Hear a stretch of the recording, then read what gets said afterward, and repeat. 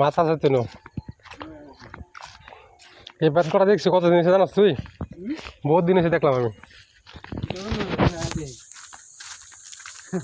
পাই না তো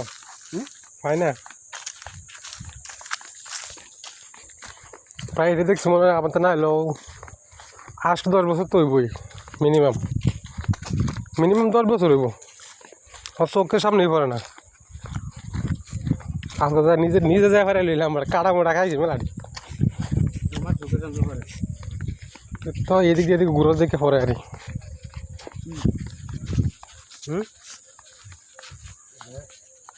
মাছ আছে মাছ আছে